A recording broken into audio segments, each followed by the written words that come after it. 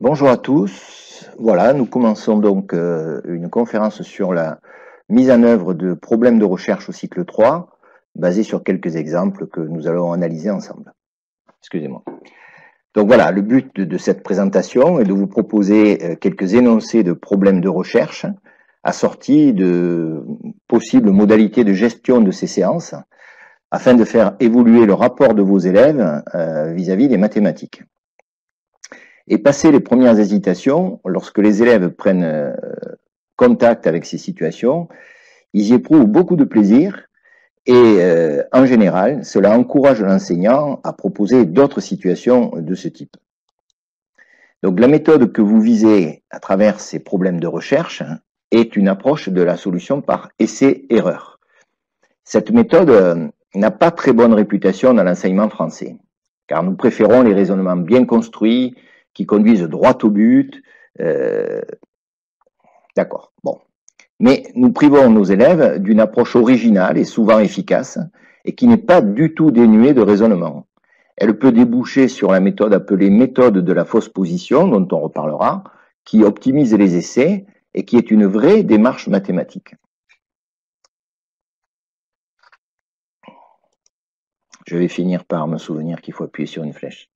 Donc voilà, le premier problème que je vous propose, qui est assez emblématique de la démarche, c'est le problème de la fleur, dont on a déjà parlé la dernière fois, et que je détaille un peu plus pour vous.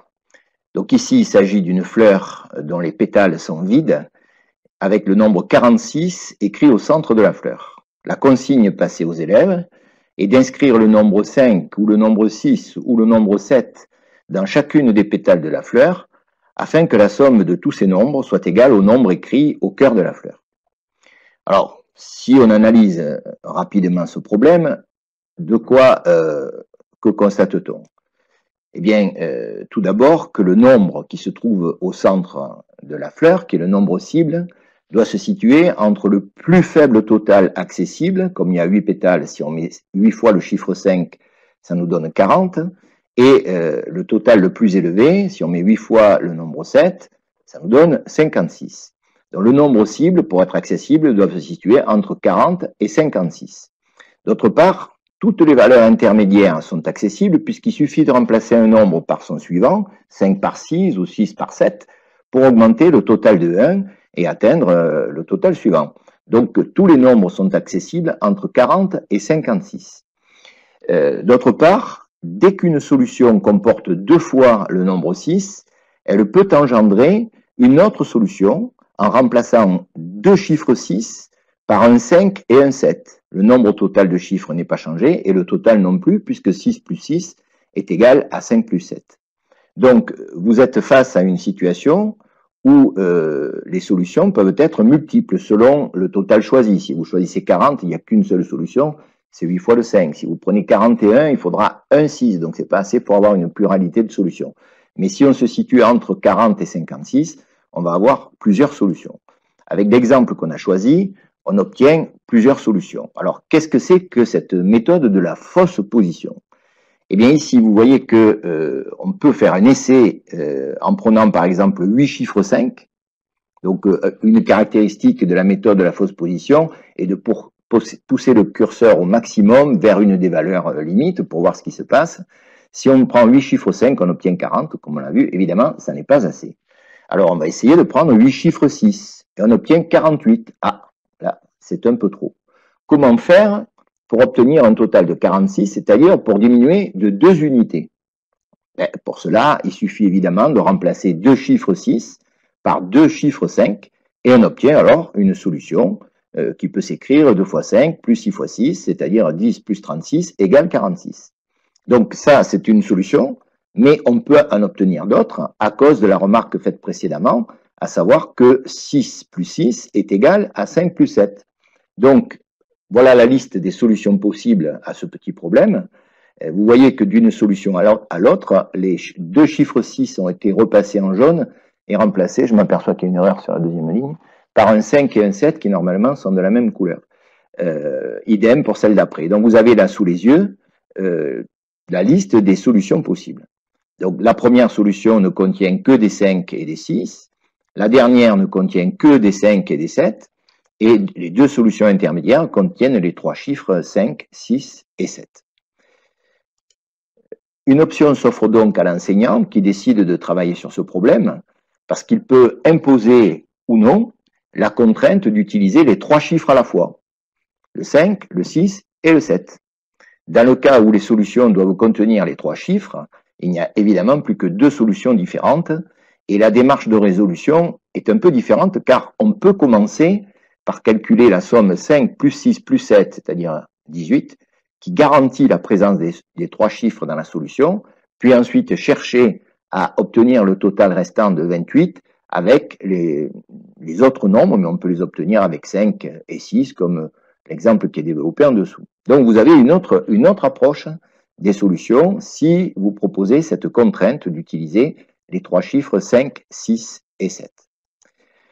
Quelles sont les procédures qui sont accessibles aux élèves?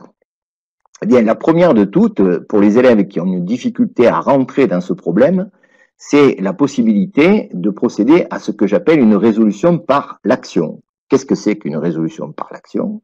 Eh bien, c'est une résolution dans laquelle on ne fait pas vraiment de mathématiques, mais grâce à laquelle on prend conscience du problème, puisqu'on va proposer ici aux élèves une collection de 46 graines de maïs, enfin, ce que vous voulez, si ce n'est pas des graines de maïs, ça peut être autre chose, pour que ce soit assez petit, pour que les élèves puissent poser ces grains sur les pétales de la fleur, en nombre suffisant, 5, 6 ou 7, comme on l'a vu. Donc, les élèves vont avoir une collection importante au cœur de la fleur, et ils vont essayer de la répartir en contrôlant qu'ils ne mettent pas plus de 7 grains par pétale et pas moins de 5 grains par pétale. Donc c'est une distribution un peu aléatoire, mais évidemment, pourvu qu'on soit capable de contrôler l'effectif des grains posés sur chaque pétale, il n'y a pas besoin de développer un raisonnement très poussé. Toutefois, le fait d'avoir fait ce travail en manipulant du matériel va offrir, pour les élèves qui avaient des difficultés à comprendre ce qu'on attendait d'eux, va offrir un tremplin vers une autre façon de procéder, avec une autre valeur que 46, bien sûr, et cette fois, on ne leur proposera plus de matériel et ils devront s'organiser pour faire de véritables essais en écrivant eux-mêmes à l'intérieur des pétales les valeurs qu'ils ont décidé de prendre. Ça les obligera évidemment à faire des calculs et à contrôler davantage leurs propositions. Alors, ensuite, qu'est-ce qu'on peut envisager comme procédure? Eh bien, évidemment, effectuer un premier essai totalement au hasard, l'analyser pour voir si on est au-dessus ou au-dessous du nombre cible, et on va voir ensuite comment l'améliorer, c'est-à-dire est-ce qu'il faut augmenter le total, est-ce qu'il faut le diminuer, comment je peux obtenir ce résultat. On peut éventuellement venir en aide aux élèves qui en éprouvent le besoin, et les élèves vont céder des reproductions vierges qui ont été distribuées avec l'énoncé pour faire un nouvel essai dans lequel ils remplaceront les valeurs qu'ils avaient proposées au début par des valeurs plus efficaces qui leur permettront de se rapprocher davantage du résultat. Alors, on a aussi une amélioration ultérieure possible. Je doute que les élèves l'utilisent spontanément, mais on peut leur montrer à l'issue de la résolution que l'utilisation d'un tableau rend les essais plus rapides, mais cela nécessite de gérer la double contrainte, à savoir n'utiliser que 8 pétales et avoir un total égal à 46. Donc, je fais un exemple de tableau très simple. Voilà, le nombre de chiffres 5 dans la première colonne, le nombre de chiffres 6 dans la seconde, le nombre de chiffres 7 et le total. Donc, vous voyez, un élève qui a commencé par un essai complètement hasardeux, en prenant 2, 5, 3, 6 et 3, 7, arrive au résultat de 49. Il voit que c'est trop, donc il va chercher à les diminuer. Comment peut-il faire? Eh bien, dans le premier cas, il a décidé de remplacer un 7 par un 5. Donc, il a perdu 2 unités en remplaçant un 7 par un 5, et il trouve un total égal à 47. À l'étape d'après, il choisit de remplacer un 6 par un 5, et cette fois, évidemment, il obtient un résultat égal à 46. Il a réussi à résoudre le problème. Il a trouvé bien sûr qu'une seule solution, mais il en a trouvé une, et c'est ça qui est important. Donc, le tableau peut être un moyen efficace d'organiser ces raisonnements. Donc, la résolution de ce problème de la fleur demande une durée globale d'environ 30 minutes dans une classe de CM1. Si l'emploi du temps le permet, la séance peut être gérée en une seule fois. Sinon, on a aussi la possibilité, dans ces situations-là, de découper cette séance en 2 séances de 10 à 15 minutes. La première séance, lors de la première séance, chaque élève reçoit une feuille de recherche avec l'énoncé du problème et plusieurs reproductions d'une fleur vierge. Chaque élève est encouragé à faire un premier essai et au bout de 4-5 minutes, la recherche est interrompue, c'est très frustrant effectivement. L'enseignant récupère toutes les feuilles et on termine la demi-journée ou on sort en récréation. Bon, la séance est brutalement interrompue. Lors de la deuxième séance, l'enseignant va redistribuer les feuilles de recherche à chaque élève et comme une phase de recherche individuelle a déjà eu lieu, on peut proposer aux élèves de poursuivre leur recherche par petits groupes de 2 ou 3 élèves. Ce qui fait que la recherche va être dynamisée et que assez rapidement des solutions vont apparaître. Donc à chaque groupe a réussi à trouver une, voire plusieurs solutions, mais l'exhaustivité n'est pas l'enjeu de la situation. L'enseignant doit procéder à un bilan. C'est très important si on veut que ce type de travail laisse des traces dans les apprentissages. Donc il souligne l'importance d'oser faire un essai au hasard, au départ, et sans être déçu que cet essai ne soit pas fructueux, c'est pas gênant. Il présente même cette méthode comme naturelle, même pour lui, en disant, moi, face à ce problème, j'ai fait comme ça, j'ai fait un essai, j'avais choisi trop petit ou j'avais choisi trop grand, après j'ai ajusté les valeurs pour obtenir le nombre 46 qui était le but à atteindre dans ce cas particulier. Il liste les connaissances qui ont été utilisées, particulièrement celles des tables de multiplication, de 5, de 6, de 7, mais éventuellement d'autres tables si vous choisissez d'autres nombres que 5, 6 ou 7, les calculs de somme qui ont dû être effectués certainement de façon mentale, c'est plus efficace que de les poser pour des petites sommes comme celle-là, des comparaisons, des calculs d'écart. En fait, on a mobilisé pas mal de connaissances numériques pour arriver à atteindre notre but. Et il pointe aussi les premières ébauches méthodologiques qui sont apparues, peut-être l'utilisation d'un tableau, peut-être la démarche qui consiste à dire je suis 2 unités trop haut, donc je vais réduire ces 2 unités en remplaçant un 7 par un 5, etc. On va pointer toutes les petites remarques qui ont pu être mises en œuvre par les élèves. Et toutes ces remarques pourront évidemment être utiles lors de nouvelles séances. Je précise que la méthode de la fausse position dont on a parlé, utilisée plus haut, ne peut apparaître qu'après plusieurs situations de ce genre. L'objectif n'est pas d'enseigner cette méthode. Il faut accepter toutes les démarches que les élèves proposent et laisser les élèves de s'approcher de la méthode optimale de façon progressive. S'ils ne l'atteignent pas, ce n'est pas grave, ce n'est pas le but de ce genre de situation. Mais sachez que c'est vers cette méthode-là qu'on peut espérer tendre pour améliorer les différents essais.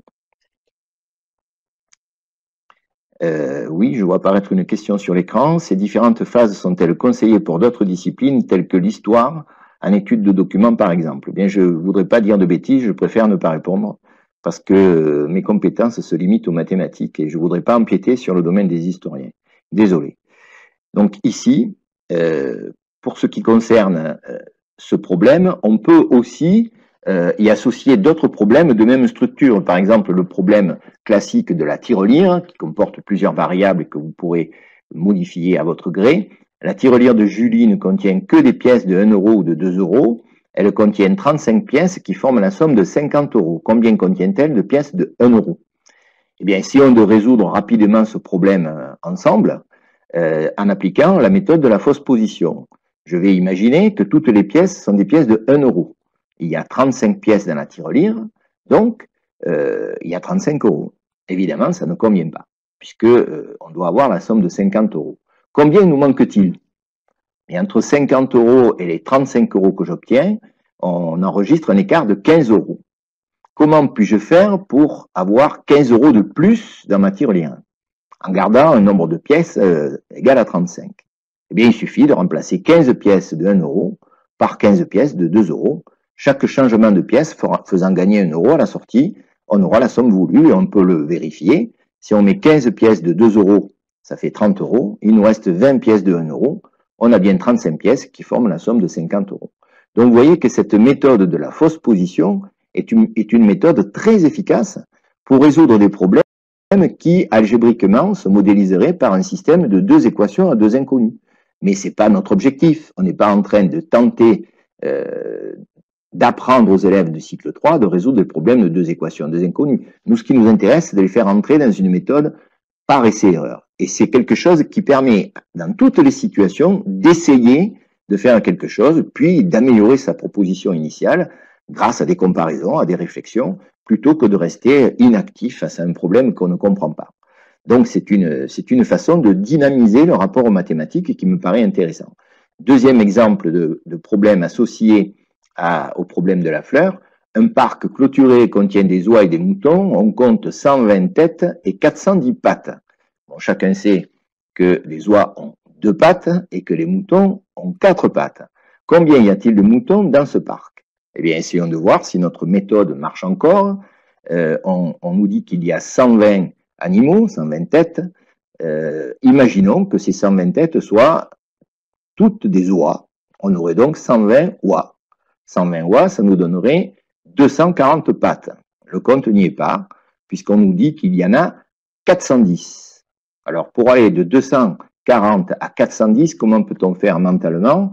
Eh bien, il faut d'abord prendre 60 pour arriver à 300, puis rajouter 110. Donc, 60 et 110, ça nous fait 170 pattes qui nous manquent. Comment peut-on obtenir 170 pattes de plus? Eh bien, en remplaçant des oies par des moutons. Mais attention, chaque fois qu'on remplace une oie par un mouton, on gagne 2 pattes. Donc, pour obtenir 170 pattes supplémentaires, il faut remplacer 85 oies par 85 moutons.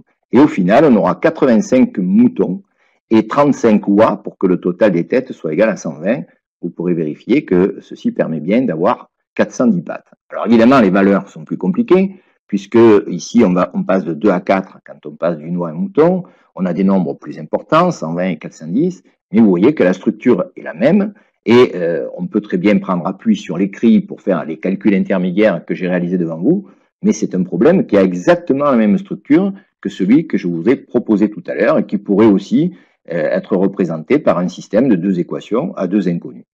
Donc la méthode proposée n'est pas une méthode anecdotique, elle a des effets tout à fait probants sur des problèmes conséquents comme ceux qu'on vient de voir ensemble. Autre problème d'un style différent, parmi ces 30 billes, il y a 4 fois plus de billes blanches que de billes grises, colorie les billes grises. Alors, quand on lit ça, on ne sait pas trop par quel bout attraper le problème, et il est probable que les élèves vont essayer de faire des essais au hasard. Essayons de voir ce qui se cache sous cette situation. Eh bien, vous voyez que les billes blanches forment 4 parts, les billes grises forment la 5e part, donc le nombre de billes grises s'obtient en divisant 30 par 5, il y a 6 billes grises et 24 billes blanches. Ce problème, évidemment, ne comporte qu'une seule solution. Qu'est-ce que vous pouvez attendre de vos élèves face à un problème comme celui-là? Bien, une procédure totalement hasardeuse au début. Un élève colorie quelques billes en gris, puis il compte les billes blanches qui lui restent pour voir s'il y en a 4 fois plus. Il le fera peut-être une première fois, mais il est fort possible que sa deuxième tentative soit mieux organisée. Par exemple, il pourra prendre appui sur un calcul du complément des billes blanches avant coloriage des billes grises, en se disant, si je colorie 5 billes grises, combien va-t-il me rester de billes blanches? Il va m'en rester 25. Est-ce que 4 fois 5, c'est égal à 25? Ben non, 4 fois 5, évidemment, c'est égal à 20, donc ça ne va pas. Alors, est-ce qu'il coloriera les billes grises? Est-ce qu'il ne les coloriera pas? Peu importe, mais ça peut être une seconde façon de procéder. Ensuite, on peut imaginer une forme méthodique pas à pas. Chaque fois que l'élève colorie une bille grise, il entoure 4 billes blanches et il recommence à faire ce travail jusqu'à épuisement de la collection, ce qui le conduira à une réponse correcte. Enfin, évidemment, vous avez le raisonnement de la méthode experte qu'on a envisagé tout à l'heure. Alors, évidemment, ce type de démarche, celle de la méthode experte, n'est pas attendue des élèves à la première situation qui leur est proposée, et les essais ne sont pas très nombreux, puisque la réponse, c'est 6 billes grises et 24 billes blanches. Donc, même ceux qui font des essais un par un vont arriver à trouver la réponse assez rapidement. Donc, une séance de 20 à 25 minutes peut suffire pour ce type de problème. Et la reproduction de plusieurs collections de 30 billes sur la feuille de recherche va inciter les élèves à se lancer dans des essais de coloriage, mais leurs échecs vont les convaincre de réfléchir pour anticiper davantage les conséquences de leur choix. La méthode experte, je vous l'ai dit, n'est pas l'objectif à atteindre dans ce type de situation. Quand on fait le bilan de la séance, la réussite est accessible à tous les élèves car le nombre de billes grises n'est pas élevé, et on souligne l'importance de se lancer dans un premier essai pour en évaluer la portée et pouvoir l'améliorer. Un tableau pourrait permettre, là aussi, de rendre les essais plus rapides. Son remplissage systématique permet d'aboutir à la solution assez rapidement. Mais il est encore une fois peu probable que les élèves prennent l'initiative de l'utiliser si le maître ne leur a pas proposé. Or, il est préférable de laisser les élèves conduire leur choix et de ne pas leur imposer des outils qu'ils chercheraient à utiliser pour vous être agréables, plutôt que des méthodes qui leur sont personnelles et qu'ils comprennent mieux. Ici, un tableau pourrait avoir l'allure suivante. J'ai commencé avec 2 billes grises, calculer combien de billes blanches représentent 4 fois les billes grises, et calculer le total. Donc, si on prend 4 fois 2, on obtient 8, 8 et 2, ça fait 10, et on progresse comme ça vers un total qui finit par être égal à 30 lorsqu'on prend 6 billes grises. Donc, le tableau peut être une façon de représenter le résultat final de ce problème, et on peut montrer qu'il a un côté synthétique que n'ont pas les essais un peu erratiques que les élèves font. Donc, un problème associé qui est un peu plus surprenant pour les élèves, une menthe à l'eau bien équilibrée doit contenir 7 fois plus d'eau que de sirop de menthe. Combien faut-il verser de sirop de menthe dans un verre pour qu'il contienne 24 centilitres de menthe à l'eau bien équilibrée? Ce problème a évidemment la même structure que le problème des billes, mais ici, les grandeurs sont continues puisqu'il s'agit de contenance. Toutefois, l'utilisation d'un tableau pourrait faciliter la résolution qui est rapidement obtenue puisqu'il suffit de verser 3 centilitres de menthe et 7 x 3, 21 centilitres d'eau pour obtenir un total de 24 centilitres de menthe à l'eau bien équilibré. Donc voilà un autre exemple de problème associé qui vous montre le passage de quantité discrète, celle des billes, à une quantité continue, celle de l'eau et de la contenance. D'autres problèmes, pour vous montrer la diversité des situations possibles, un problème de géométrie. On propose un rectangle découpé par 2 parallèles à sa longueur et une parallèle à sa largeur, et on demande de trouver dans cette figure le plus grand nombre possible de rectangles. Alors évidemment, quand on observe la figure, on a envie de dire, ben là, des rectangles, moi j'en vois 6. Ah oui, non, 6, non, il y en a 7. Il y a 6 petits rectangles, et puis il y a le grand rectangle qui encadre les 6 rectangles. Donc c'est une première réponse qui est intéressante, mais évidemment, elle n'est pas la seule. Parce que ce type de problème a l'intérêt de faire évoluer le regard des élèves sur les figures géométriques complexes, et l'enjeu principal de ces questions réside aussi dans la méthode d'énumération. Qu'est-ce que c'est qu'une méthode d'énumération efficace? Bien, c'est une méthode dans laquelle on n'oublie rien et on ne fait aucune répétition. Et pour cela, il est souhaitable de découper les rectangles en catégories disjointes. Donc ici, par exemple, commencer par dénombrer les rectangles simples. Ensuite, on va essayer de dénombrer les rectangles doubles. Puis on dénombrera les rectangles triples. Et ainsi de suite, jusqu'à obtenir tous les rectangles possibles. Donc voilà une façon de présenter les solutions. On identifie rapidement les 6 rectangles. J'ai écrit triangle, c'est une erreur, vous me pardonnerez. Les 6 rectangles simples ou élémentaires qui sont coloriés ici en bleu et en orange, mais on peut aussi identifier 7 rectangles doubles. Dans le premier cas, on a pris des rectangles en associant 2 rectangles élémentaires de façon horizontale, alors que dans le second cas, on prend des rectangles doubles en associant 2 rectangles élémentaires de façon verticale. Et soit on part du haut, soit on part du bas, donc on obtient 7 rectangles doubles comme la coloration que vous avez à l'écran vous le montre. Vous avez ensuite des rectangles triples, il y en a effectivement 2, la colonne de gauche ou la colonne de droite, et vous avez même des rectangles quadruples, qui sont formés soit par les 4 rectangles du haut, soit par les 4 rectangles du bas. Et enfin, n'oublions quand même pas le dernier rectangle, le plus gros, de 5, il n'y en a pas, mais il y a un grand rectangle de 6.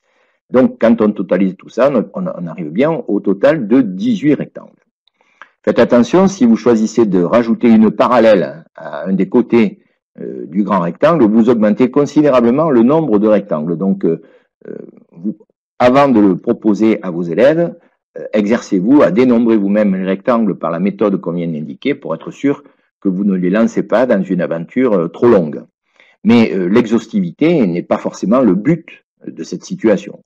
Donc, quand on gère la séance sur ce problème-là, on propose encore une fois de nombreuses photocopies différentes de la figure initiale afin que les élèves puissent répartir le coloriage de leurs rectangles et sans avoir à les superposer, ce qui rendrait les choses très difficiles à identifier. L'objectif, on vient de le dire, n'est pas forcément de trouver tous les rectangles, mais de trouver le plus possible de rectangles. Et la mise en commun peut prendre l'aspect d'un petit concours. Donc, on va demander à un premier groupe d'indiquer le nombre total de rectangles qu'il a identifié. Et si un autre groupe en a trouvé davantage, il vient afficher ses découvertes au tableau. On regarde s'il n'y a pas de double, on discute de ses propositions. Et si le résultat final du dénombrement des rectangles est encore assez éloigné de 18, on peut éventuellement relancer la recherche pour que d'autres rectangles soient encore découverts. Mais dans son bilan, l'enseignant va souligner l'intérêt d'organiser le dénombrement en catégories distinctes afin de ne pas compter deux fois le même rectangle, mais aussi de limiter les oublis. Donc, on aura un premier bilan d'ordre méthodologique et on rappellera qu'une figure peut être formée de la réunion de plusieurs figures ou encore de deux figures, que deux figures peuvent se superposer pour en former une nouvelle. Donc ça, c'est plutôt l'aspect géométrique qui fait évoluer le regard des élèves sur les figures géométriques de base. Problème associé, retrouver les 12 triangles qui sont cachés dans cette figure. Ici, il s'agit bien de triangles. Donc voilà, vous regardez la figure, vous en voyez 3 à gauche, 3 à droite, il y a 6 triangles simples. Mais évidemment, vous pouvez en recenser des doubles, il y en a un dans chaque coin, et je n'arrive plus à... Voilà, ça y est. Vous pouvez recenser les triangles doubles, vous pouvez recenser un triangle triple formé du carré et de 2 triangles sur les bords, et quand vous comptez tous vos triangles, vous en trouverez 12 comme l'annonce la consigne de cet exercice. C'est pour vous montrer que même dans le cadre géométrique, vous avez une grande variété de possibilités. Quatrième problème proposé, il s'appuie sur des transformations composées. On a un schéma qui représente un hall et un salon qui communiquent entre eux par un couloir. Chacune de ces pièces contient 10 personnes et on décrit un déplacement double. 7 personnes passent du hall vers le salon et 3 personnes passent du salon vers le hall. Combien de personnes se trouvent dans chaque pièce après ces 2 déplacements? Donc, c'est un problème qui est tout à fait accessible à des élèves de CM1. La difficulté, c'est de prendre en compte le double aspect du déplacement. Parce que quand 7 personnes passent du hall au salon, non, parlons de la méthode experte d'abord. La méthode experte consiste à définir la transformation composée des 2 transformations. Quand 7 personnes passent du hall au salon et 3 personnes passent du salon au hall, eh bien, cela revient à ajouter 4 personnes dans le salon et à retirer 4 personnes du hall. Or, cette approche de transformation composée est rarement spontanée chez les élèves de CM1, voire même de CM2. Ils procèdent plutôt par étapes et ils vont d'abord faire passer cette personne du hall au salon. Est-ce qu'ils vont penser à retirer cette personne du salon pendant qu'ils font passer cette personne dans le hall? Ça n'est pas certain. C'est le double aspect de la transformation qui est à prendre en compte. Donc, au final, vous l'avez compris, il y a 14 invités dans le salon et le hall contient 6 invités. Donc, les procédures élèves que l'on va voir apparaître peuvent être étayées par une résolution par l'action, comme on l'a proposé pour le problème de la fleur. Si vous proposez 20 jetons et un plan agrandi du hall et du salon, la résolution par manipulation des jetons peut être une première étape. C'est ce que j'appelle la résolution par l'action, qui précédera une résolution avec d'autres valeurs, mais évidemment sans le matériel de manipulation.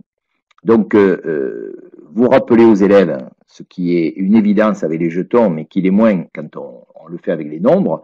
Vous rappelez aux élèves que le nombre total d'invités n'évolue pas et que donc toute addition doit être compensée par une soustraction. C'est une des originalités des situations à effectif constant qui compensent les additions par des soustractions. L'utilisation d'un tableau, là encore, est évidemment possible. Il permet d'organiser les essais. Vous voyez que si on démarre avec 10 personnes dans le hall et 10 personnes dans le salon, on fait passer 7 personnes du hall au salon, ça modifie l'effectif du hall et celui du salon. Puis ensuite, on fait passer 3 personnes du salon dans le hall, ça modifie l'effectif du salon et celui du hall, et on est dans l'effectif final. Donc ce problème qui semble très compliqué n'est finalement pas très difficile à résoudre. Si vous faites le bilan de ce problème-là, vous allez souligner la dimension méthodologique des différentes méthodes qu'auront employées les élèves, et vous allez montrer la nécessité d'associer à chaque addition une soustraction qui la compense. Si vous voulez imaginer un problème associé, comme je l'ai fait pour les autres situations, vous pouvez prendre ces problèmes délicats d'égalisation de collection. Paul a 24 billes, son frère Max a 18 billes, enfin, j'ai pris des billes, on peut prendre ce qu'on veut. Hein. Combien de billes Paul doit-il donner à Max pour qu'ils aient autant de billes l'un que l'autre? Donc vous savez bien que la première réponse spontanée consiste à dire, mais il a 6 billes de plus, donc il faut qu'il donne 6 billes à Max. Mais si vous faites ça, vous inversez les rôles, c'est Paul qui en aura 18 et Max qui en aura 24, ça ne marche pas. Donc évidemment, il faut partager l'écart en deux, ça c'est la solution qu'appliquent les experts, mais que les élèves vont découvrir progressivement, et ils peuvent mettre en place un tableau éventuellement et résoudre ce problème exactement comme le problème précédent. Enfin, je vous propose une dernière situation un peu plus ambitieuse que les problèmes précédents, puisqu'elle comporte plusieurs étapes, et qui est plus particulièrement destinée aux élèves de CM2. C'est une situation que j'ai construite il y a quelques années. Je l'ai publiée sous forme d'article dans la revue Grand N de l'IREM de Grenoble. Je crois que c'est le numéro 81. Donc, si vous voulez jeter un coup d'œil là-dessus, vous pourrez le faire. Je vous explique de quoi il s'agit. Il s'agit d'un problème de duplication d'un carré qui possède donc deux facettes, une facette géométrique et une facette calculatoire que je vais vous présenter. Donc, au départ, on distribue à chaque groupe de 2 élèves 2 photocopies comportant chacune 2 carrés de 6 cm de côté, avec une de leurs diagonales qui est dessinée. Donc, vous voyez ces 2 carrés, on rappelle à la dimension des côtés, 6 cm, et les diagonales sont dessinées. On va demander aux élèves, qui se regroupent par 2 donc, de découper les carrés de l'une des 2 photocopies et de conserver l'autre photocopie comme figure témoin. On va voir qu'elle interviendra dans le raisonnement géométrique. Ensuite, de partager chaque carré en 2 triangles en le découpant suivant sa diagonale. Les élèves se retrouvent donc avec 4 triangles rectangles qui sont obtenus par découpage de ces carrés. On leur demande de constater que ces 4 triangles sont superposables. Il est facile de les mettre les uns sur les autres et de constater que les côtés correspondants sont tous de même longueur. Le problème qui leur est posé consiste à assembler ces 4 triangles pour former un nouveau carré. C'est un puzzle géométrique connu, et les élèves en général ont un peu de peine à démarrer, mais dès que la solution apparaît dans un groupe, elle se diffuse très rapidement dans la classe. Il s'agit de penser, d'oser mettre les angles droits au centre de ce nouveau rectangle, de ce nouveau carré, pour obtenir la duplication du carré. Donc voilà la figure qui est attendue comme figure solution. À ce moment-là, on va demander aux élèves de prouver que cette nouvelle figure est bien un carré. Donc ils utilisent leurs équerres et leurs règles, ou alors une bande de carton qui permet de marquer la longueur des côtés, afin de vérifier que les 4 angles sont droits et que les 4 côtés ont bien la même longueur. La bande de papier est évidemment beaucoup plus pratique que la règle, parce que la longueur des côtés n'est pas forcément un nombre entier de millimètres, hein, on va le voir. Mais on arrive quand même assez rapidement à se convaincre qu'il s'agit d'un carré, puisque les 4 côtés ont la même longueur et que les 4 angles sont droits. Et là, l'enseignant valide ces vérifications, évidemment, puisque c'est ce qu'on a demandé aux élèves de faire tout au long de la géométrie qu'ils ont étudiée pendant le CM2, mais il va montrer aux élèves que dans ce cas particulier, il était possible de se passer du matériel de géométrie pour faire la vérification. En effet, quand on regarde ce carré, on s'aperçoit, enfin ce carré, cette figure dont on veut prouver que c'est bien un carré, on s'aperçoit que les 4 côtés de la nouvelle figure correspondent chacun à la diagonale des carrés initiaux, ou si vous préférez, à l'hypoténuse des 4 triangles rectangles superposables qui ont été découpés au départ. Donc, comme ces hypoténuses sont superposables, elles ont toutes la même longueur, et ces 4 côtés ont bien tous la même longueur. Maintenant, les 4 angles qui se trouvent à chacun des sommets de la figure sont-ils des angles droits? Là, on se dit, on va avoir besoin de l'équerre. Eh bien, pas forcément, puisque si on se retourne vers la figure qui a été conservée comme figure témoin, on s'aperçoit que les deux angles qui se juxtaposent dans l'association qui est faite de ces 4 triangles se juxtaposent aussi dans la figure initiale pour former un des angles droits du carré. Donc leur juxtaposition dans la nouvelle figure va à nouveau former un angle droit et on n'aura pas besoin d'équerre pour affirmer que les 4 angles sont bien des angles droits, ce qui achève de prouver que la figure est bien un nouveau carré. Donc vous voyez qu'avec cette approche géométrique, vous dressez le chemin de ce qu'on appellera au collège une démonstration géométrique. Mais évidemment, ce n'est pas ce qu'on attend des élèves à ce stade-là, c'est simplement une première approche pour leur montrer que le raisonnement peut remplacer l'utilisation d'outils. Voilà maintenant la deuxième étape que je vous ai annoncée. Elle commence par le calcul de l'aire de ce nouveau carré. On laisse les élèves réfléchir, puis ils vont calculer l'aire de chacun des 2 carrés initiaux. Elle est assez simple à calculer puisque chaque carré avait un côté de 6 cm, donc l'aire d'un carré est de 36 cm². En additionnant ces 2 aires, ils trouvent que le nouveau carré a une aire de 72 cm². Lorsque ce calcul est terminé, on va se pencher sur un deuxième aspect de la question. On va leur demander de mesurer la longueur du côté du nouveau carré. On va voir qu'on va avoir besoin d'une calculatrice. Mais pour l'instant, les élèves utilisent leurs règles. Ils mesurent la longueur du côté de ce nouveau carré et en général, ils obtiennent plusieurs réponses différentes. Généralement, les réponses proposées varient de 8,3 cm à 8,6. On peut avoir davantage selon la précision des mesures et des découpages. Mais la question se pose alors de savoir qui a la meilleure de ces mesures. Or, pour le savoir, eh bien, on sait que l'aire est égale à 72 cm. Donc, celui qui a la bonne mesure doit trouver 72 quand il multiplie la mesure par elle-même pour calculer l'aire de son carré. Par contre, multiplier des nombres décimaux entre eux, ça, les élèves n'ont pas appris à le faire en CM2. C'est pourquoi on va aller solliciter une calculatrice et en multipliant chaque mesure par elle-même, on va essayer de voir quelle est la bonne mesure. Donc, on va multiplier, si on a obtenu 4 mesures différentes, on va multiplier par elle-même chacune de ces 4 mesures, et comme le tableau qui est là vous le montre, vous voyez que à partir de 8,4, on commence à rentrer dans les 70, puis ensuite 8,5, on a 72,25, 8,6, on dépasse 73,96. Donc la meilleure mesure est 8,5, mais elle est tout de même un peu trop grande. Donc la bonne mesure se trouve entre 8,4 et 8,5. Est-ce que c'est possible de trouver une mesure entre 8,4 et 8,5? Eh bien oui, bien sûr, c'est possible, parce que notre carré, on l'a sous les yeux, il a une aire de 72 cm². Donc son côté a forcément une mesure qui, multipliée par elle-même, donne 72 cm². Donc, il va falloir trouver des nombres décimaux compris entre 8,4 et 8,5. Alors, beaucoup d'élèves ont une conception entière des parties décimales qui leur laisse penser qu'entre 8,4 et 8,5, il n'y a rien. Et c'est là qu'on rappelle une propriété fondamentale des décimaux, qui les différencie nettement des nombres entiers, c'est que quand la partie décimale est exprimée en dixième, on peut aussi l'exprimer en centième, en convertissant 4 dixièmes en 40 centièmes, puisque chaque dixième est égal à 10 centièmes. Et de cette manière, on peut écrire 8,4 sous la forme 8,40 et 8,5 sous la forme 8,50.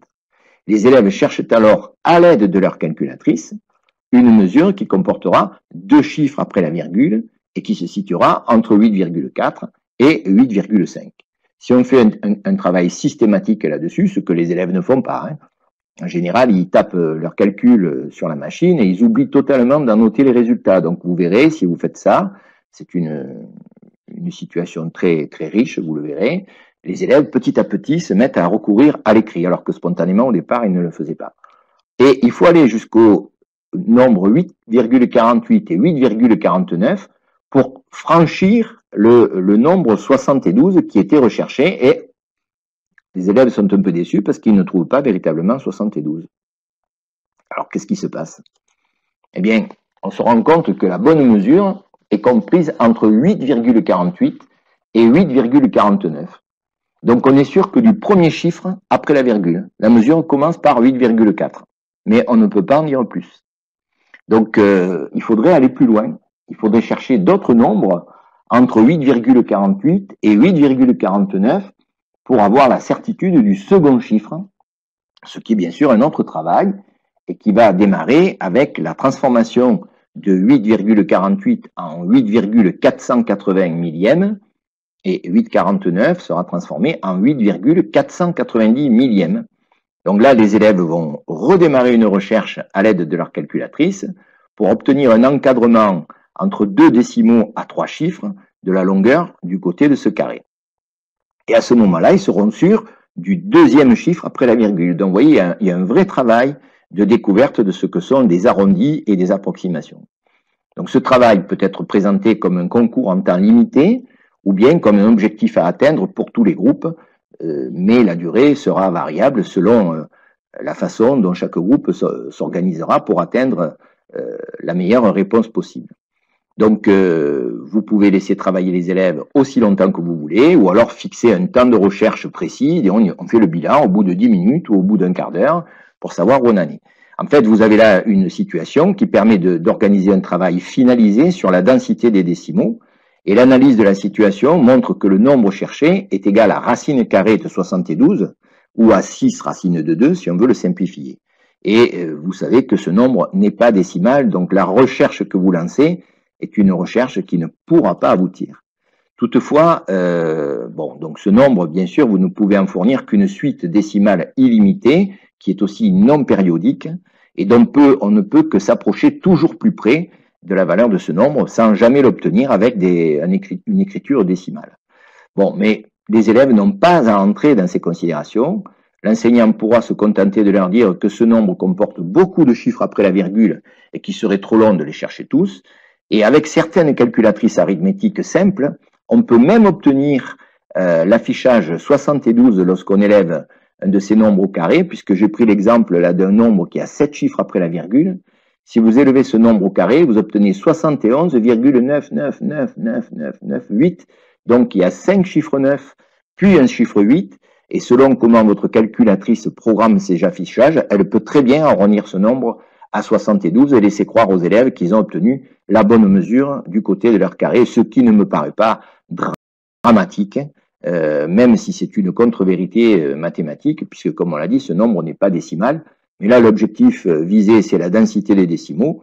Et si un élève arrive à trouver 7 nombres dans la partie décimale, eh bien je crois que vous n'avez plus rien à lui expliquer sur la densité des décimaux. Donc cette activité est une bonne façon d'approfondir l'étude des décimaux en CM2. Elle combine des exercices de comparaison, d'intercalation, et surtout, elle permet une approche en acte de la densité des décimaux. Cette propriété étant essentielle pour distinguer les nombres décimaux de l'ensemble des entiers. Voilà donc un dernier problème beaucoup plus consistant que les précédents. Pour conclure, il est évidemment impossible de dresser une liste de tous les types de problèmes de recherche qu'il est possible de proposer à vos élèves, et l'enseignant peut s'appuyer sur les réactions de sa classe sur tel ou tel type de problème pour proposer une série de problèmes qui ont la même structure qu'il construira en jouant sur les variables de la situation afin de faire progresser certains aspects méthodologiques des recherches des élèves. L'essentiel étant de faire découvrir aux élèves qu'il est plus fructueux de faire un premier essai au hasard plutôt que de rester passif face à un problème.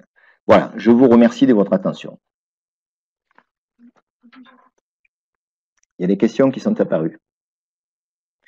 Alors, je vais regarder si des questions apparaissent en rapport direct avec ce que je viens de vous dire. Ensuite, j'essaierai de prendre en compte certaines questions qui ont été posées par écrit avant la conférence. Alors, en CM2, est-il toujours pertinent de proposer une manipulation? Voilà. Bon, c'est à vous d'en juger. Est-ce qu'il est toujours pertinent de proposer une manipulation en CM2?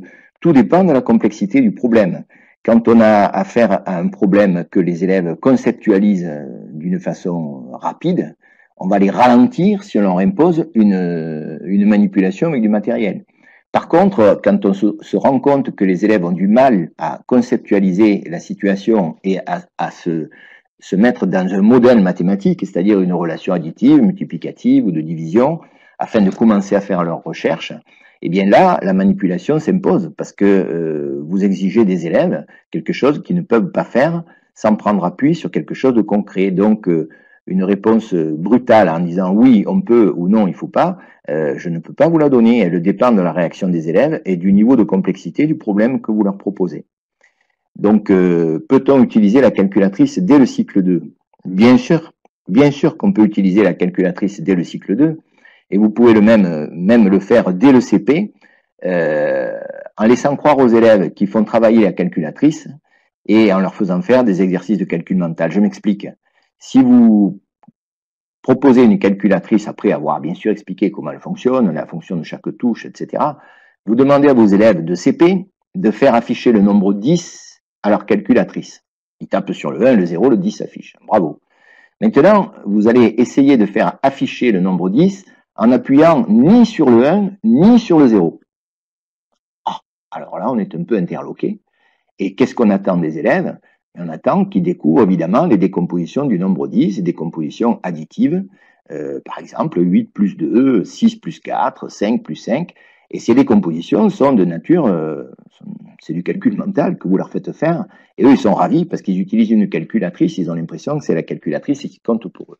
Donc, c'est un exemple parmi d'autres qui permet de vous montrer que la calculatrice peut être utilisée au cycle 2 avec des objectifs bien analysés et qui ne viennent pas empiéter sur les apprentissages numériques des élèves.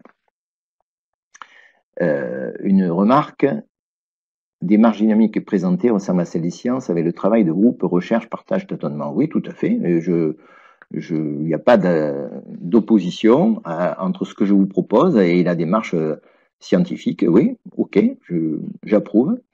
Je me questionne sur la pertinence de cette démarche en histoire. Je vous ai dit que j'avais du mal à répondre à cette question, donc désolé, mais je botte en touche sur cette question-là. Pourriez-vous m'envoyer le replay? Ça concerne la technique. Comment faire avec les élèves en grande difficulté? Alors ça, c'est une question tout à fait légitime et qui revient très souvent, bien sûr. Et les élèves qui sont en grande difficulté n'arrivent pas à la modélisation. Quand on est face à un problème de mathématiques, la plupart du temps, ce qu'on demande, c'est de prévoir ce qui va se passer dans certaines circonstances. Et la démarche mathématique consiste à analyser la situation pour en extraire les critères qu'on juge pertinents afin de la modéliser, c'est-à-dire de la ramener à une relation additive ou multiplicative, se lancer dans la recherche de certains nombres. C'est en général comme ça que ça se passe. Or, les élèves qui sont en grande difficulté ne parviennent pas à cette modélisation. Donc, avec eux, on n'a pas le choix. On est obligé de leur proposer une approche concrète avec du matériel, en leur demandant de faire, je prends l'exemple d'un problème classique additif du cycle 2, on prend le cas d'une transformation, on a un certain nombre, on ajoute 5, on en a un autre. Lorsqu'on dit j'ai 10, j'ajoute 5, combien j'ai après? En général, tous les élèves de CP et de début CE1 sont capables de répondre. Lorsqu'on dit j'ai un nombre, j'ajoute 5, je trouve 13, quel était le nombre que j'avais au départ? Là, les réponses sont moins unanimes. Et il y a beaucoup d'élèves qui, face à cette situation, se trouvent complètement désemparés parce qu'ils disent, ben moi je ne sais pas, vous ne nous dites pas combien il y avait au début, je ne peux pas le deviner. Alors si vous leur offrez du matériel, vous leur donnez une boîte, vous faites tomber 5 nombres sous leurs yeux dans cette boîte, 5 jetons, ce que vous voulez, dans la boîte, et vous leur faites compter les jetons. Vous voyez, il y en a 13. Combien il y en avait avant que je mette les 5 jetons? Comment faire pour savoir combien il y en avait avant que je mette les 5 jetons? Eh bien, même si vous avez des élèves en difficulté, il y en aura bien un qui vous dira, mais il n'y a qu'à enlever les jetons que tu viens de mettre. Et bien sûr que c'est ça la réponse. Ben, enlève-les. Il compte 5 jetons, il les enlève concrètement, et il vous dit, il y avait 8 jetons. Ah ben, on va vérifier. On met 8, on ajoute 5, et on trouve 13. Mais oui, bravo, tu as réussi. Il y avait bien 8 jetons dans la boîte. Eh bien, le fait d'avoir fait ce geste manuellement avec du matériel va sans doute lui permettre de comprendre comment on peut modéliser la situation.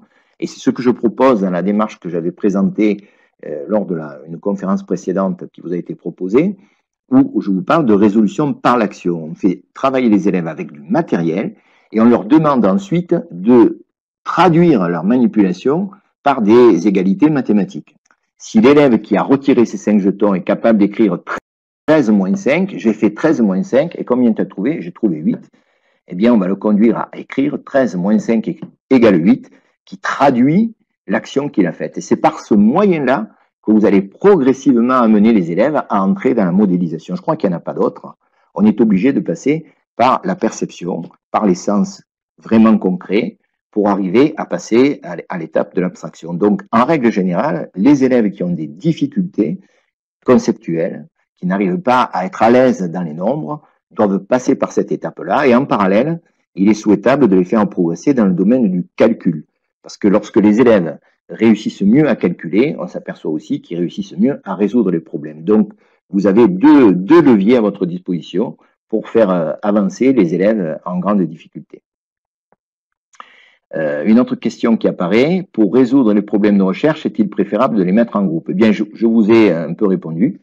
Je pense qu'il faut un moment de recherche individuelle, ne serait-ce que pour s'approprier la situation qui est décrite, et ensuite, évidemment, une recherche par proximité de petits groupes de 2 élèves est beaucoup plus dynamique qu'une recherche isolée dans laquelle on peut se laisser gagner par le découragement, alors qu'à 2, l'un aura une idée quand l'autre ne l'aura pas, et on a des interactions beaucoup plus riches que quand on cherche tout seul. Donc la recherche à 2 est en général plus profitable qu'une recherche isolée, et vous pouvez donc imaginer un temps de recherche individuelle, puis un temps de recherche par petits groupes qui fera certainement avancer les choses plus vite. Voilà. Autre question, je lis dans le bas de l'écran. Proposer l'organisation d'une séance type. De quel type de séance me parlez-vous? Moi, je vous ai parlé des problèmes de recherche. Il est évident que quand vous travaillez sur une séance dont l'objectif est de présenter une notion nouvelle à vos élèves, vous allez vous y prendre autrement, même si au départ, vous aurez très certainement une manipulation et un problème à résoudre. Mais on va essayer d'identifier un nouveau concept, une nouvelle notion, donc on ne s'organisera pas tout à fait de la même façon. Bon, je ne pense pas qu'on ait le temps, dans ce qui nous est imparti là, je ne pense pas qu'on ait le temps de développer tous les types de séances possibles, donc je ne peux pas répondre avec une grande précision à cette question.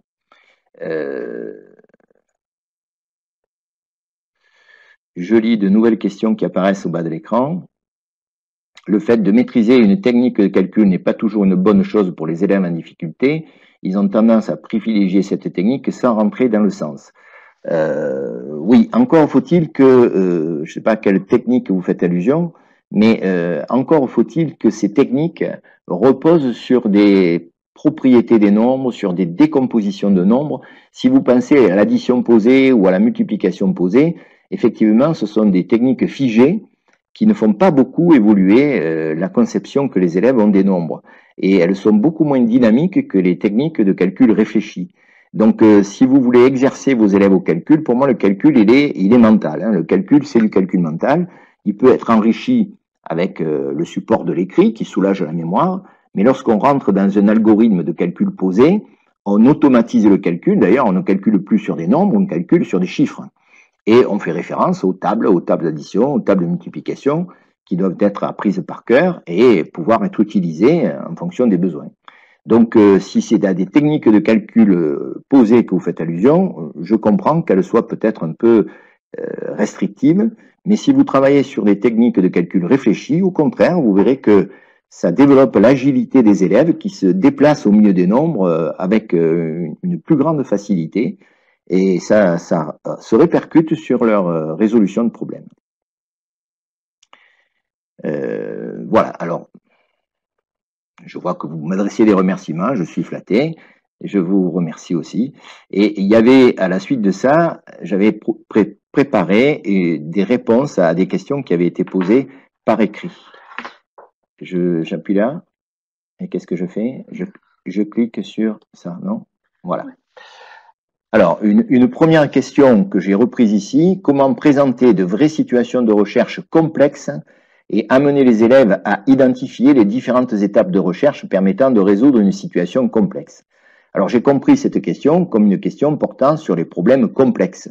Et un problème complexe est évidemment un problème qui comporte plusieurs sous-problèmes qui sont cachés dans la situation initiale et que l'élève doit identifier avant d'y apporter une réponse.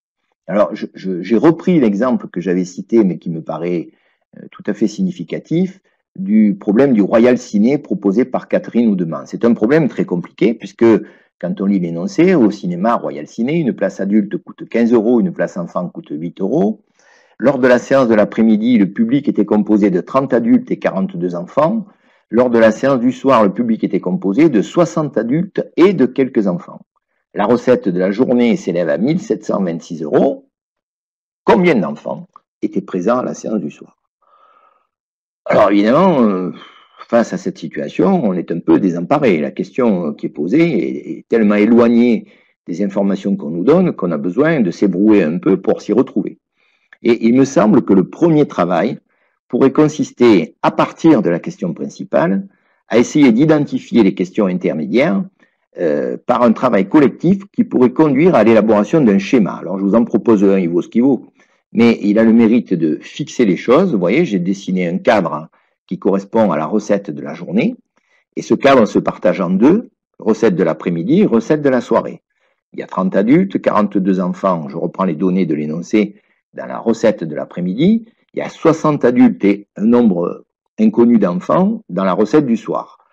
Que peut-on faire pour compléter ces différentes recettes? Vous voyez que tout ce qui concerne la recette de l'après-midi peut être renseigné, et ensuite vous pourrez calculer le montant de la recette des 60 adultes.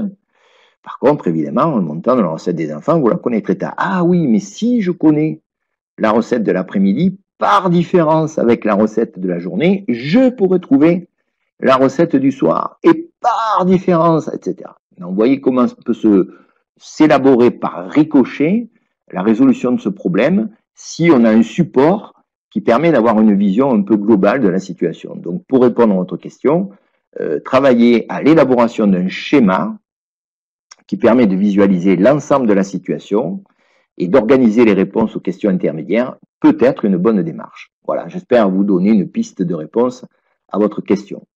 Ensuite, alors d'autres questions avaient été posées. Comment aider les élèves qui n'accèdent pas à l'abstraction ou qui sèchent face à un problème de mathématiques? Une autre question du même genre, comment faire une séance de résolution de problèmes en CM1 avec une différenciation pédagogique pour les élèves en difficulté? Pardonnez-moi.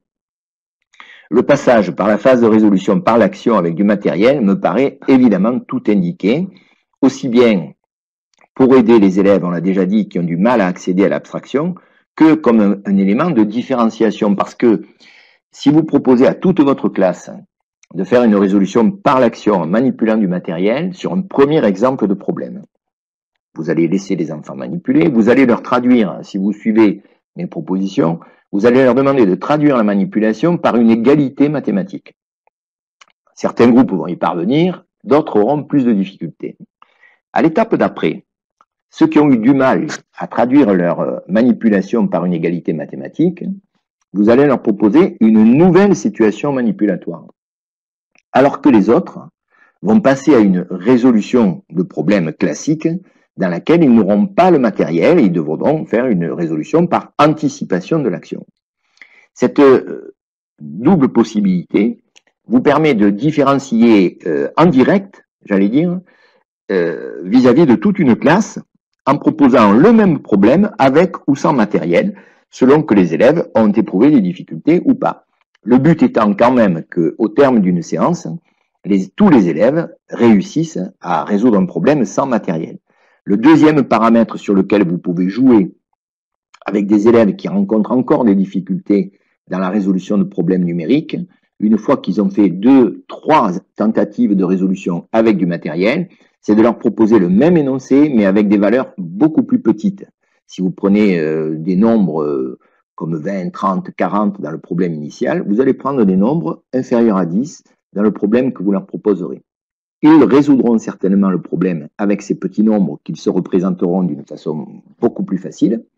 Et lorsqu'ils auront résolu le problème avec des petits nombres, vous pourrez leur présenter à nouveau le problème avec les nombres initiaux. Et lorsqu'ils auront identifié la démarche, ils seront capables de réinvestir dans le problème dont les valeurs numériques sont plus grandes. Alors, ils seront peut-être bloqués par des problèmes de calcul. Mais ça, c'est autre chose. Venez leur en aide pour ces calculs et vous retiendrez qu'il faut les faire travailler en dehors de la résolution de problèmes sur certaines procédures de calcul. Ne mélangeons pas tout. Mais quand un élève a compris la démarche, il faut l'encourager à aller au bout et ne pas le laisser échouer à cause d'une difficulté. Il ne connaît pas ses tables de multiplication, il ne sait pas effectuer une soustraction avec une retenue. Venons-lui en aide à ce moment-là et enregistrons le fait qu'il a besoin d'une progression sur ce type de lacune. Ensuite, comment faire une progression de résolution de problème? Eh bien, je crois que le plus simple, c'est de prendre appui sur une classification ordonnée et reconnue. Personnellement, je me suis souvent appuyé sur la classification de Gérard Vergniaud, qui distingue les problèmes du champ additif et ceux du champ multiplicatif. Vous avez une progressivité naturelle dans ces différents types de problèmes. J'avais proposé un tableau récapitulatif. Est-ce qu'il est toujours accessible sur nos documents? Oui. Bon, vous pourrez vous tourner vers ça et vous verrez que en s'appuyant là-dessus, vous pouvez organiser votre progression en toute logique et avec une bonne progressivité pour vos élèves, que vous soyez en cycle 2 ou en cycle 3.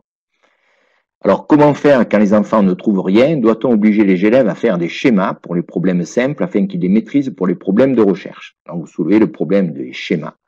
Les problèmes de recherche doivent-ils être faits seuls, à deux, en groupe? On a un peu répondu à cette question dans ce qui a été dit auparavant. Et pourquoi les problèmes de recherche ne sont-ils plus dans les programmes? Alors ça, c'est pas vrai, hein. On trouve dans les programmes de 2018 encore l'évocation des problèmes pour apprendre à chercher. Ils ne s'appellent pas les problèmes de recherche, mais on parle de problèmes pour apprendre à chercher qui sont résolus par des méthodes faisant intervenir des tâtonnements. Je n'ai pas l'extrait du programme sous les yeux pour vous le présenter, mais je peux déjà vous dire que ces problèmes-là n'ont pas disparu des programmes de 2018.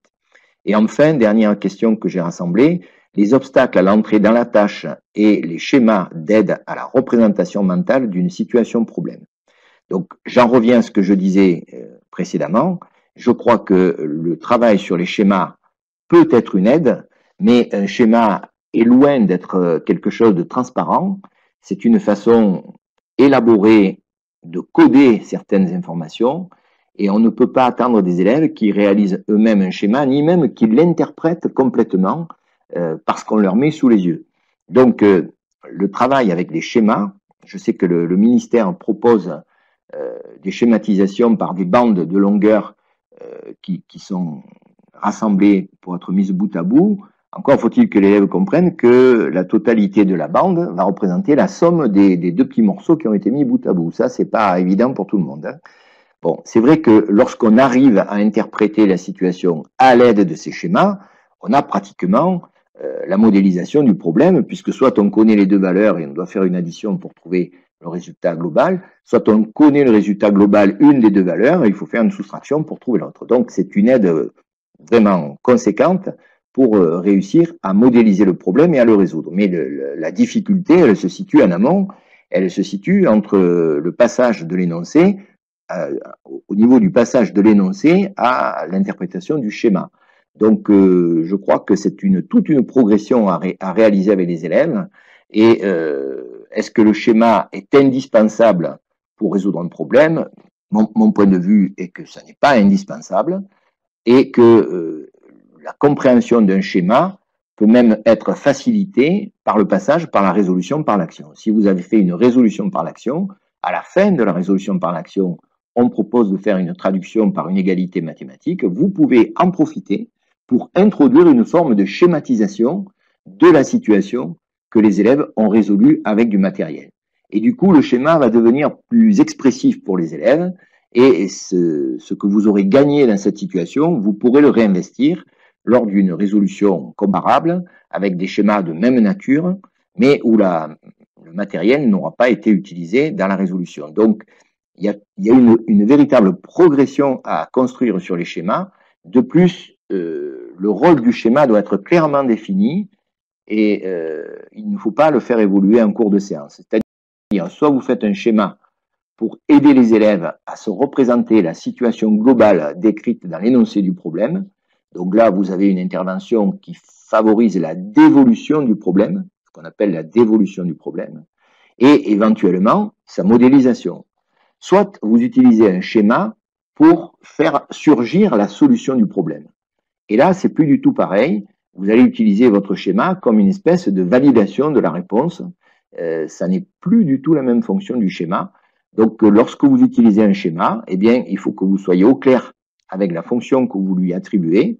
Soit vous le prenez pour aider à la compréhension de la totalité du problème, je pense que c'est le mieux, soit vous le prenez comme support de vérification des réponses, et là, il s'agit d'autre chose. Donc, ne mélangeons pas les deux, et essayons de faire une véritable progression dans l'entrée dans la schématisation, qui effectivement est une aide pour rassembler les problèmes en fonction de leur structure. Ce qui est visé dans l'introduction de la schématisation, c'est ça, c'est d'aider les élèves à faire des paquets, des familles de problèmes qui se résolvent avec la même opération ou avec la même démarche. C'est l'intention qui est tout à fait louable, mais le passage à la schématisation est loin d'être simple et ne peut pas être réalisé en une seule fois. Donc, je pense que vous pouvez prendre appui sur la résolution par l'action pour introduire la schématisation. C'est peut-être le meilleur moyen de la rendre accessible à vos élèves. Enfin, vous avez une remarque tout à fait justifiée sur la résolution des problèmes à structure additive ou soustractive avec le système de barres que j'évoquais, qui est proposé comme aide à la résolution des élèves, à la résolution dans le livre élèves de CM1, mais rien n'est proposé pour les problèmes à structure multiplicative. Eh bien, effectivement, la schématisation des problèmes à structure multiplicative n'est pas très simple, mais le seul moyen de pouvoir la faire d'une façon claire, c'est d'utiliser les tableaux rectangulaires et les représentations rectangulaires. Elles sont peu utilisées, mais elles sont possibles. Je vous en avais indiqué une lors de la précédente conférence. Je n'ai pas eu l'espace pour la développer ici. Mais si vous voulez le faire, il faut utiliser des représentations. Vous alignez vos collections qui sont égalisées dans le cadre de la distribution ou problème de partage. Vous les égalisez l'une en dessous de l'autre et vous obtenez un rectangle qui en fait résume une forme d'addition réitérée qui donne naissance à un quadrillage, à un tableau rectangulaire. C'est le meilleur moyen de donner une schématisation des situations multiplicatives. On me fait remarquer que, on me pose une question, on me dit, est-ce que la complexité ne vient pas aussi des grands nombres? Faut-il travailler d'abord sur des nombres moins importants pour avoir accès à une procédure plus experte, puis proposer le plus grand nombre pour s'entraîner et montrer, ben, vous avez répondu à la question, c'est exactement ce que je proposais. Effectivement, faire émerger les procédures avec de petits nombres qui sont mieux maîtrisés avant de se lancer dans des nombres plus grands. C'est une très bonne stratégie. Si vous avez envie de le faire, ne vous empêchez pas de le faire. C'est une très bonne démarche. Que pensez-vous des schémas de Vergniaud? C'est une autre question qui me proposait. Les schémas de Vergniaud sont un peu rigides dans la mesure où il essaye de faire la différence entre les transformations et les comparaisons. Il utilise des accolades, il utilise des choses comme ça. Si on veut aller vers une schématisation fonctionnelle, on peut-être adopter une présentation un peu différente. Mais de là à imposer aux élèves la représentation qu'adopte Vergniaud, c'est peut-être un peu trop abstrait. Il faut essayer de faire des choses beaucoup plus simples. Ce serait intéressant d'ailleurs de se lancer dans la question de la schématisation et de voir, en fonction des exemples, des problèmes proposés, qu'est-ce qu'on pourrait proposer comme schéma. Évidemment, c'est un travail trop conséquent pour que je puisse vous répondre en quelques phrases et en une minute dans cette conférence. On y réfléchira, ça pourrait être le thème d'une autre conférence dans quelques temps.